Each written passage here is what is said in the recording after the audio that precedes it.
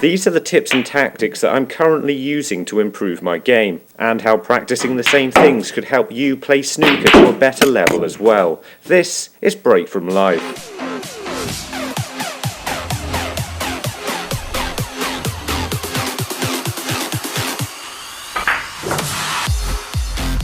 Welcome back, and if this is your first time watching one of our videos, then it's fantastic to have you here. So recently things haven't been going so well. Well, that's not quite true actually. I've been playing really well mostly all of the time, and only occasionally struggling to find my game. But that's not it. I don't think I'm that inconsistent. In fact, I think I'm far more consistent than the average player playing snooker. Now, I've never suggested while I'm making these videos that I'm anywhere near the best player in the world. I'll have 100 break maybe 2-3 times a year, and I can often beat players with greater abilities than my own, purely because my technique isn't really affected that much by pressure. But you see, if I want to improve anymore, then I've got a problem. Every time I take a step forward with my game, then it's really not long before I start struggling to maintain this level and are suddenly playing worse than I was initially, and it can take some effort to even get back to my normal level.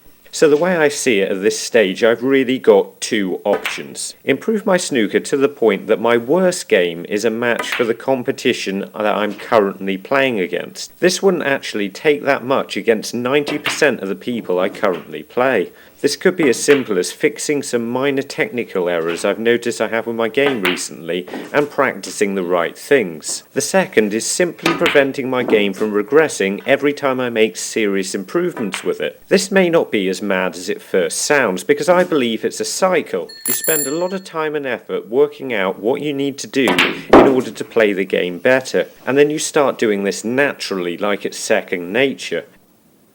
Unfortunately then, either you forget what you were doing or something changes and you start going to the table expecting to play well and no longer having any idea what it took to improve. But it's okay, because I think I've found a way to fix all of this. And I think I've come up with a way to break the cycle.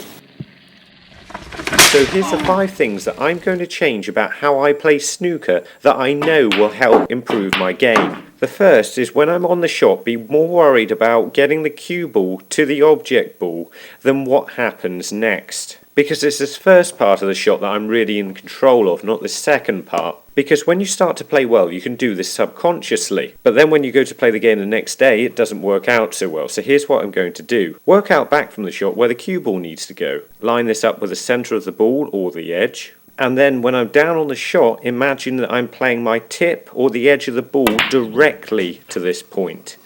And in a game, work out where the cue ball needs to go so I know how much power to play the shot with. I can then find where the cue ball needs to go, which will give me my target on the object ball.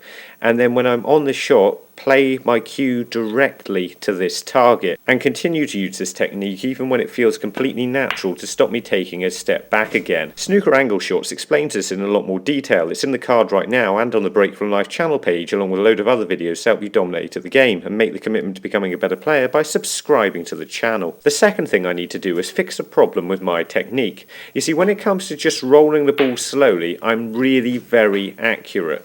However, when I've got to use more power, this creates a problem. This is a green I missed the other day because I simply couldn't work out how to bash it round the angles. I think this is mainly down to timing. When you pull the cue back to play the shot, not hitting the ball too quickly. So I'm going to be tapping the table twice with my middle finger just before I play the shot to make sure I get the timing right. This is heavily frowned upon by most coaches. I remember one telling me once anybody who does this wants to be playing a piano. But for me, it's guaranteed to work. When I was recording this video, I also noticed that my arm's coming over this way a lot when I'm playing the shot. So I'm also going to be trying to get it a bit more upright and prevent it from tucking in when I strike the cue ball, because this could really be affecting my power shots as well.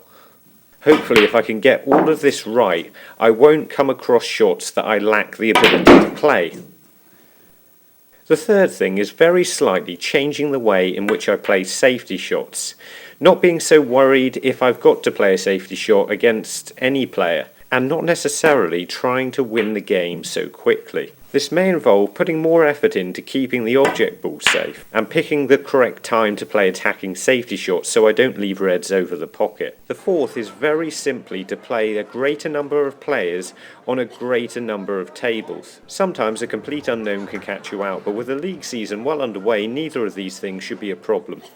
The fifth and most crucial part of this entire video is what I'm going to be practicing, including shots like this around the black. Click the video in the card right now to find out exactly what I'm doing here. I'm going to be practicing these 6 routines for 10 minutes each every single day so long as I get a chance. Every now and again clearing the colours goes wrong for me, so I'm going to be practicing clearing the colours from yellow all the way down to black, and then practice them clearing them from black all the way back up to yellow. This just helps you think about clearing the balls from an unusual position. You can find out exactly how to do this as well in the video in the card right now. I've never explained how to do this before though, practice your safety, but this could be crucial if I want to improve my game further. You simply try to continuously keep either the white or the black in bulk, but not both at the same time. Or get the white and black to a side cushion, but again not the same one at the same time. I usually respot the black if it gets potted and consider a ball to be on a cushion if you can't get another ball in between. Something I'm struggling with at the moment is my touch, so I'm going to be practicing like this.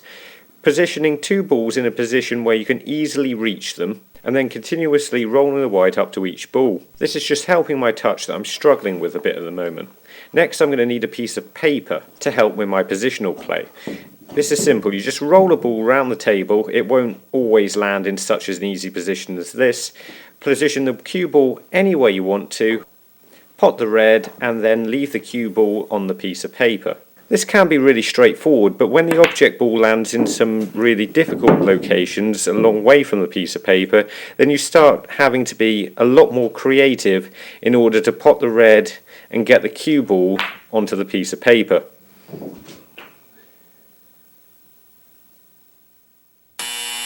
And finally, to get me used to playing consecutive shots, I'm going to be doing whatever version of the lineup I can be bothered to do on that day. I've only been doing these routines for 2 days now, and I've already started to see results. Last night I just had a few frames with somebody and had a 60 and a 99 break and felt really confident. I'm going to try and get all of this right for at least an entire season, and I'll let you know how it's going. But if you want some more simplistic advice about how to improve at snooker, then try our video Snooker Learn Basic Techniques Quickly. Or if you want to understand how to aim better in snooker, try our video Snooker How to Aim Basic.